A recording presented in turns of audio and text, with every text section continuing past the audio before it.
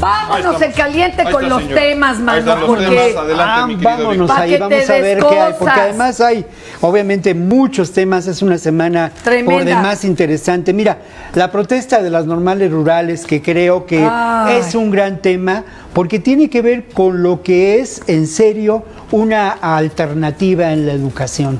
Hace muchos años, antes de lo que ocurrió lamentablemente en esta terrible noche de la desaparición de los 43 que nos faltan, yo tuve ocasión de estar en Ayotzinapa y convivir con los estudiantes en ese entonces y darme cuenta de lo que representa este modelo de normal rural, construido desde la época posterior a la Revolución Mexicana, en la época de mayor efervescencia social, con un antecedente en Vasconcelos y su proyecto de alfabetización, digamos, rural, y estas caravanas de educación. Y luego después, muchos años después, cuando realizamos un documental para la Universidad Iberoamericana y coproducido con la propia Normal de Ayotzinapa, tuve ocasión de reencontrarme con esos ya exalumnos profesores, trabajando en distintas regiones, en pueblos abandonados, y en donde ellos se constituían de verdad como maravillosos personajes que lo mismo estaban intentando que los caminos mejoraran, se metían en el trabajo por el derecho a la salud. De verdad eran personajes, se vuelven verdaderos trabajadores, ¿no?, sociales, y activistas, y es la única esperanza en esas tierras donde no hay forma de salir del hambre. Una de las razones por las que este evento lamentable de la desaparición de los 43 ocurre es porque ya se las tenían, digamos, pactada, ¿no? Sí. Señalada, ya es decir, el caciquismo, el narco, las fuerzas oscuras de Guerrero, de alguna manera tenían, ya llevaban muchos desaparecidos. Ya en la mira, y muchos agresivos. 20 desaparecidos de un tirón antes, de A3, de A2, de A1. Es común, y allá y asesinatos específicos.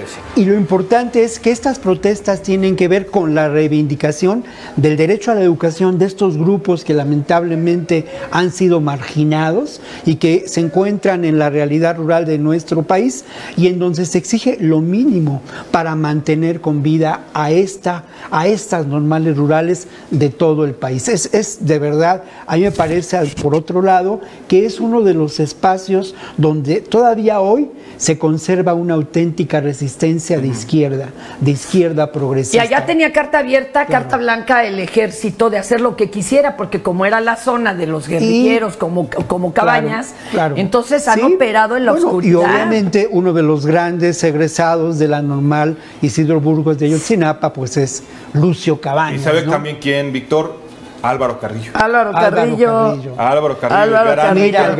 el gran autor. Y era, en algún momento lo cuentan las lenguas por ahí, que Lucio Cabañas se lo llevó para que les cantara a los muchachos. Mira, y también eso, ¿no? Como uno, platicando con los muchachos ya cuando hicimos el documental, la presencia de Lucio Cabañas seguía siendo importante, lo recordaban, y parte de la formación que ellos reciben, y eso es una realidad, pues es una formación política, pero es una formación política que tiene que ver con eso, con la reivindicación de los derechos de los desposeídos.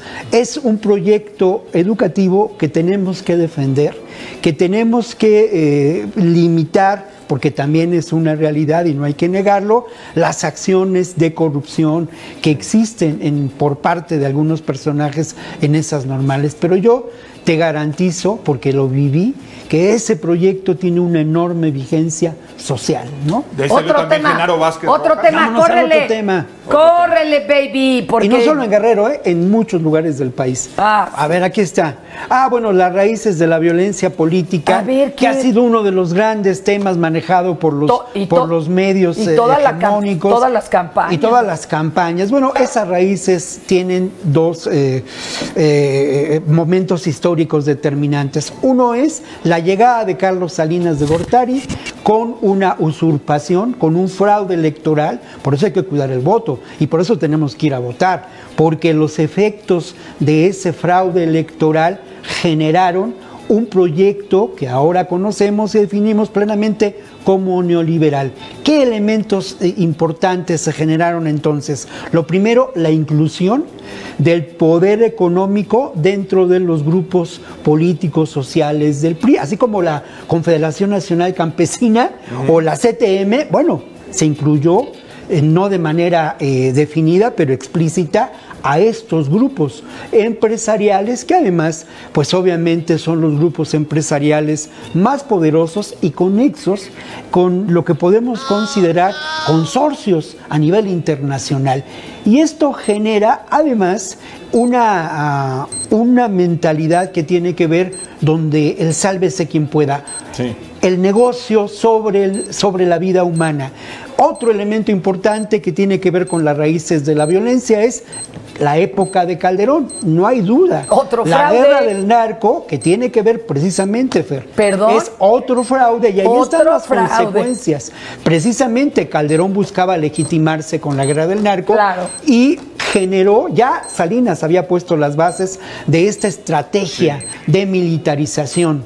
Esa estrategia de militarización tiene que ver con el control territorial. Y algo que fue determinante en la época de Calderón fue que el narcomenudeo prosperara y se diversificaran lo que podemos considerar las fuentes de la economía del delito, el derecho de piso, la trata de personas, la piratería, todo eso genera la violencia. Entonces ahora señalan que, bueno, la violencia política tiene raíces profundas en ese sistema político que hoy se busca restaurar. Mi Vic, ya nos sonó la bomba, pero contigo podríamos darnos todo el programa. Pues sí. Su correo electrónico. roncoblu@yahoo.com.mx. Y hay que ir a votar, porque al final de cuentas es la manera de defender un proyecto a futuro.